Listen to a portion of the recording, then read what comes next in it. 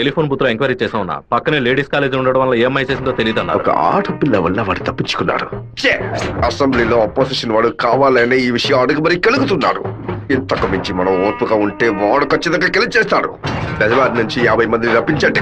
ఎవరు ఎదురు చూడే సమయంలో వాడి ఇంట్లోకి దూరి వీరభద్రాన్ని ఆడి కొడుకని లేపేయమనండి. ఊరోళ్ళు ఎవరైనా అడ్డొస్తే పెద్ద చిన్నాడు చూడకుండా అడ్డగా నడపని చెప్పు. అన్నా ఇలా ఓపెన్ గా అన్ని చేస్తే మీ మీద అందరూ డౌట్ పడతారన్నా. మన వాళ్ళని పక్క నుండి ఉసిగొల్పమనం. రాత్రి సరిగా 10:30కి ఈబీ వాళ్ళతో చెప్పి పులివెందుల్లో కరెంట్ కట్ చేయమనం. ఆ టైంలో ఎవరు ఫోన్ చేసినా చుట్టుపక్కల ఏ పోలీస్ స్టేషన్ లో ఫోన్ తీయకూడదు. ఆ కొత్త డ్రైవర్కి చెమట్లు పట్టాయంట్రా. వీరభద్ర మీద ప్రేమతోనా? వాడు ఏ ఊరోడో ఎవడు ఇక్కడ పంపించాడో పంపిన వారికి వీరభద్రుడికి సంబంధం ఏంటో ఎంక్వైరీ చేయి.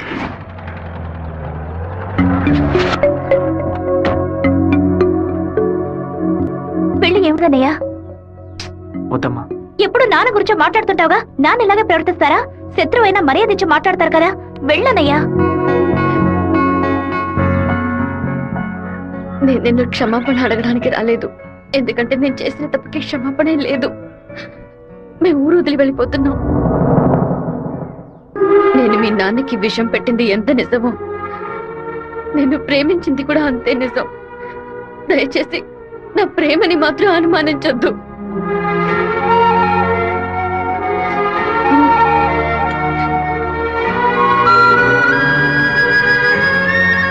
బావా నీతో మాట్లాడాలరా. ఏదో అమ్మ మాట విని తెలియక తప్పు చేసిందిరా, క్షమించేవాడేరా మనిషి. నువ్వేంట్రా? మా ఇల్లు నాకు గుడి లాంటిదిరా. మా అమ్మ నాన్న దేవుళ్ళురా. ఆయన్ని చంపనుండి ప్రయత్నించిన అమ్మాయిని ఎలా క్షమించమంటావు? నాకు అర్థమైందిరా. నీ దగ్గరికి మొదటిసారి అమ్మాయి వచ్చినప్పుడు నిన్ను ప్రేమిస్తున్నానని అమ్మాయి చెప్పింది, పెళ్లి చేసుకుంటాననే కదా చెప్పింది. హత్య చేయడానికి వచ్చిన వాళ్ళు అలా అంటారా? నీ మనసులో అమ్మాయి లేదని నాకు ప్రమాణం చేసి చెప్పు. ఉందిరా, తను నా మనసులోనే ఉంది. కానీ ఇప్పుడు వచ్చి వెళ్ళింది నేను ప్రేమించిన రాధిక కాదు. బాబు శివ, నేను ఒకటి చెప్తే నువ్వు వింటావా? వెళ్ళి అమ్మాయిని తీసుకురా. నా తల నరుకుతానన్న వాడి తలని నరికి తీరుతానన్న పట్టుదలతో ఉన్నావు కదా. వాళ్ళ నాన్న చంపిన వాడి మీద అమ్మాయి కోపం ఉండదా? ఈ సీమలో పుట్టినటువంటి ప్రతి అమ్మాయికి ఆ పౌరుషం రోషం ఉండడం సహజమే. మిత్రుడితో స్నేహం చేయాలి, వీరుడితో తలపడాలి, శత్రువుతో పోరాడాలి. కానీ ద్రోహికి మాత్రం ద్రోహం చేయకూడదు. ఆ రోజు కోడిని కోయిపోతున్నామని తెలిసి తట్టుకోలేక తలడిల్లిపోయిందే, అదే తన నిజమైన గుణం. నాకు కూడా ముందా పిల్ల మీద కోపం వచ్చింది. కానీ ఓ కుటుంబం పుట్టిన గడ్డ వదిలి వెళ్తోందంటే అది సగం ప్రాణంతోనే వెళ్తుంది. మిగిలిన ప్రాణం మనం తీసామనే పాపం వద్దు నాన్న. వెళ్ళి అమ్మాయిని తీసుకురారా. నా ప్రేమే దొరికిందా నీకు? ప్రేమించినట్టు నటించమంటే చీయను మొహం మీద ఉమ్మేస్తుంది.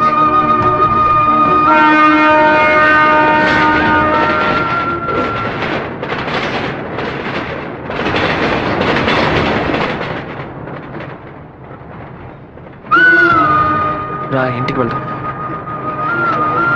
నాన్న తీసుకురమ్మన్నారు, రా ఇంటికి వెళ్దాం. నేను రాను. ఏంటి ఎప్పుడు చూసినా తప్పు నిర్ణయాలు తీసుకున్నా. ఇందుకే నన్ను ఇలా చంపుతున్నావు. నువ్వు లేకుండా నేను బతకలేనే.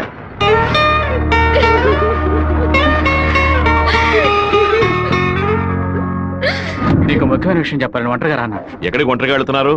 మాణిక్యం రమ్మని చెప్పాడు. కూడా ఎవరైనా తీసుకెళ్ళండి. ఎవరైనా తీసుకెళ్దామంటే భయపడుతున్నాడు. ఒంటరిగానే వెళ్ళొస్తా. వద్దొద్దు సుబ్బారావు, అయ్యా అన్నతోటి వెళ్ళు. సరేనే. 2 కత్తులు తీసుకెళ్ళు. నువ్వు లోపలే దాక్కుని చూడు. బెజవాడ పెద్ద దగ్గర ఎంక్వైరీ చేశాను. ఆ డ్రైవర్ ని పంపించింది మురళీ ట్రావెల్స్ గోవిందరాజు. వాడికి వీరభద్రానికి పెద్ద లింక్ ఉందన్నా. వెళ్ళే సాకుతో మన ప్లాన్ ని లీక్ చేస్తాడో ఏమో, వెళ్ళి వేస్తాడ్రా. అన్నా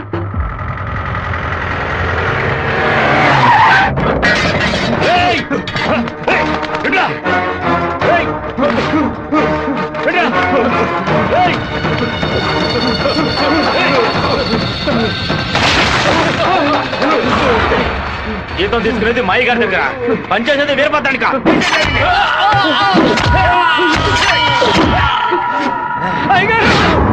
మన సత్యమూర్తి అన్నని దగ్గర మనుషులు చంపేశారయ్యా.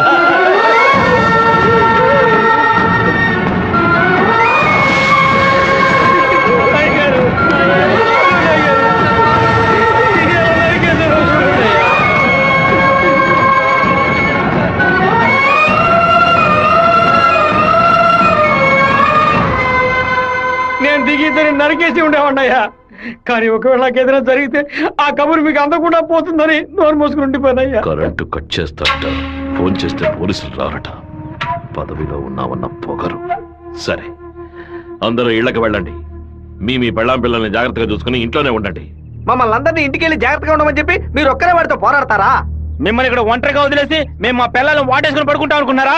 ఇన్నేళ్ళు మా అందరి కోసం మీరు ఎంత కష్టపడారో తెలుసాయి గారు. ఈ రోజు మీకు సమస్య వస్తే మేము ఎలా ఊరుకుంటాం అనుకున్నారు? మేమేం చేతగాని వాళ్ళం కాదు. ఒకడు మీ ఇంట్లోకి దూరి మీ మీద చెయ్యేశాడంటే అదంతా మేము సత్యాగా జరుగుతుందయ్యా. శివ, సత్యమూర్తి అన్నింటికి పోలీసులు ఎంక్వైరీకి వచ్చారంట. ఎంతమంది వచ్చినా సరే ఒక్కళ్ళు కూడా వదిలిపెట్టాం. నరికి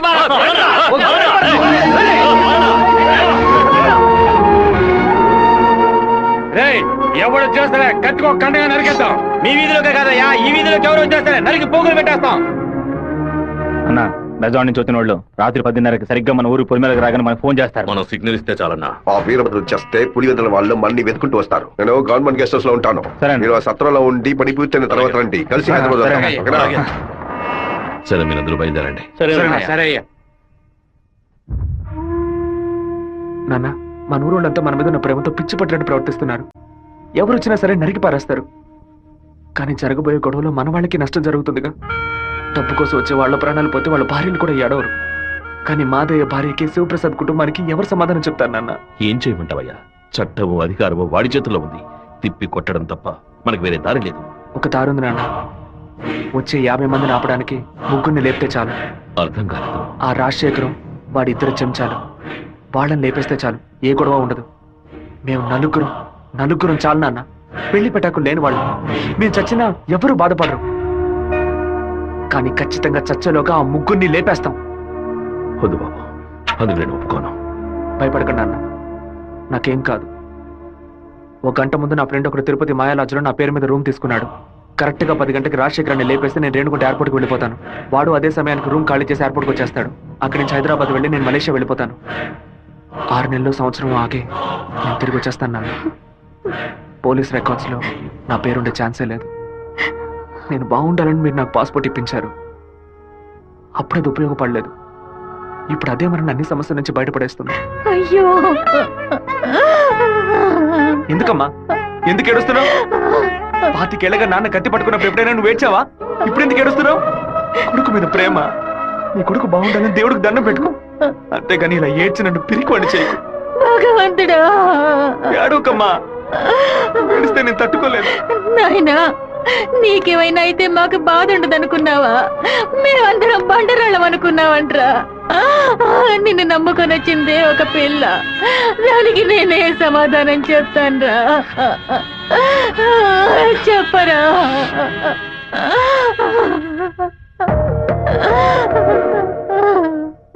చెప్పు, నేను ఇప్పుడు ఏం చేయను?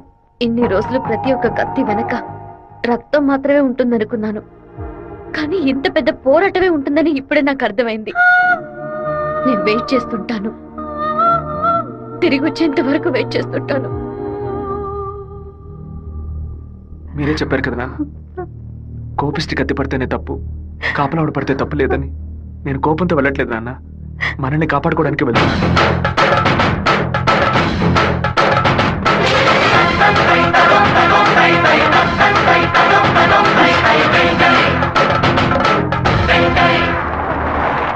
సార్, మీరు ఊరెళ్ళే వరకు డిఎస్పీ మీతో ఉండమని చెప్పారు సార్. ఊళ్ళో కరెంట్ కట్ అవగానే అన్ని ఫైర్ స్టేషన్లకు ఫోన్ చేసి ఊరు తగలబడిపోతుందని చెప్పండి. సరే. ఫైర్ ఇంజిన్ వచ్చేలాగా ఊళ్ళో ఉన్న గట్టి వాళ్ళన్నింటినీ తగలబెట్టేయండి. పోలీసులే మనం పిలిస్తే రారు. ఫైర్ మ్యాన్ ఎవరు పిలిచినా వస్తాడు. ఆడవాళ్ళని పిల్లల్ని పాకల్లో ఉండదు, జాగ్రత్తగా ఉండమని చెప్పండి. సరే. వస్తాను. నేను బ్రహ్మచారినే. నాకు పెళ్లి కాలేదని అప్పుడప్పుడు బాధపడుతూ ఉంటా. కానీ దానికి ఒక అర్హత ఉందని ఇప్పుడు తెలుసుకున్నా. మన సత్యమూర్తాన్ని చంపిన ఆ దొంగ నా కొడుకు పీక్ కొరికి రక్తం తాకుండా వదిలిపెట్టు బాబు.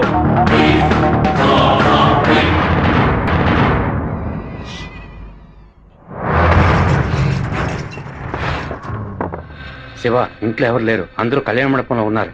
మనం చాలా జాగ్రత్తగా ఉండాలి. ముందు ప్లాన్ చేసి వాళ్ళని 2 గ్రూపులుగా విడదీసి ఊరు బయటికి తీసుకెళ్ళాలి. చిన్నాయన, టైం 10:30 కావస్తుంది, ఇంతవరకు ఏ కబురు లేదు.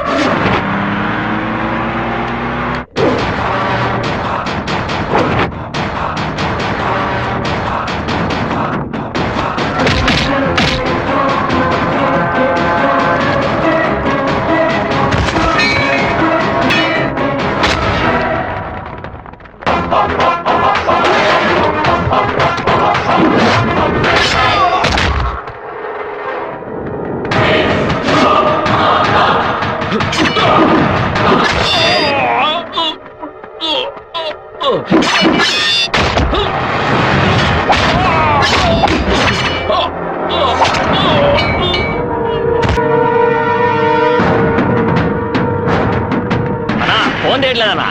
ఊళ్ళోకి వెళ్ళి చూద్దాం పదండి. వాళ్ళు పక్కనే ఉన్న రైలు పొదలో ఉన్నారు.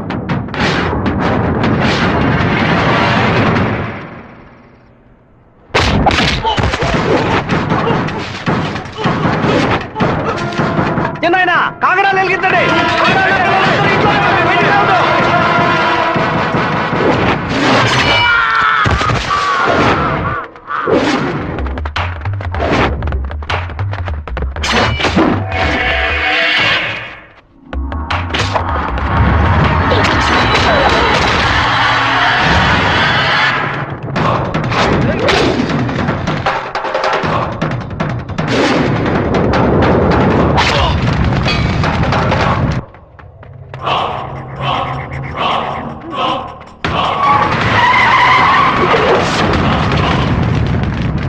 అన్నా ఏంటన్నది? మన రమ్మని బాలే పని పూర్తి చేసినట్టున్నారు.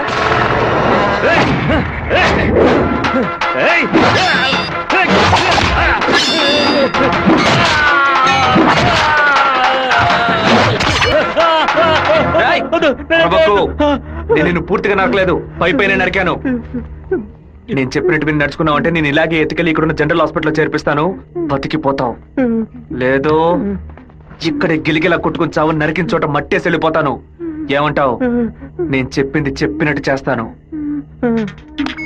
వీరభద్రాన్ని అమ్మోరు గుడి పక్కన కొలం దగ్గర బంధించి ఉంచామన్నా. నిజంగానే అంటున్నావా? అన్న వెంటనే రా అన్నా. అన్నా ఎక్కడికి వెళ్తున్నారు? ఏయ్, వాడి నా చేతులతో నరకాలరా. ఇప్పుడు బయటికి వెళ్తే రేపు పోలీసు వాడికి రాక్షాయి కూర్చుంటాడు. అయితే ఒక పని చేయి, వాళ్ళకి తెలియకుండా కార్ని వెనక్కి తీసుకురా. ఇది కూడా తాళం.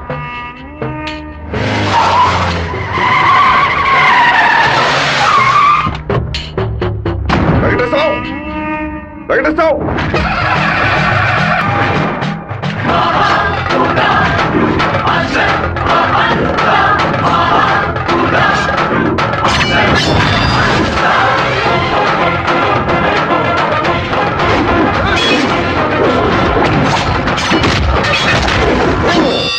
రారా, రా రా రా రా.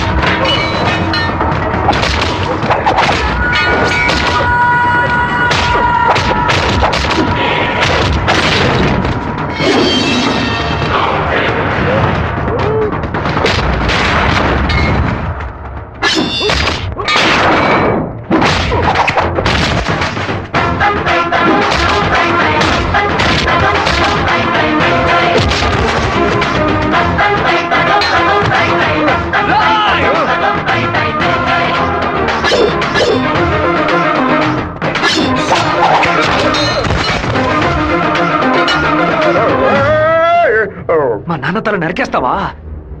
నా కుటుంబాన్ని లేపేస్తావా?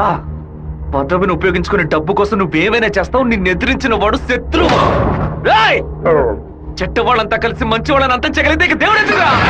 గుళ్ళు ఎందుకు? నాకు నా కుటుంబం ముఖ్యం, నా ఊరు ముఖ్యం. మా నాన్న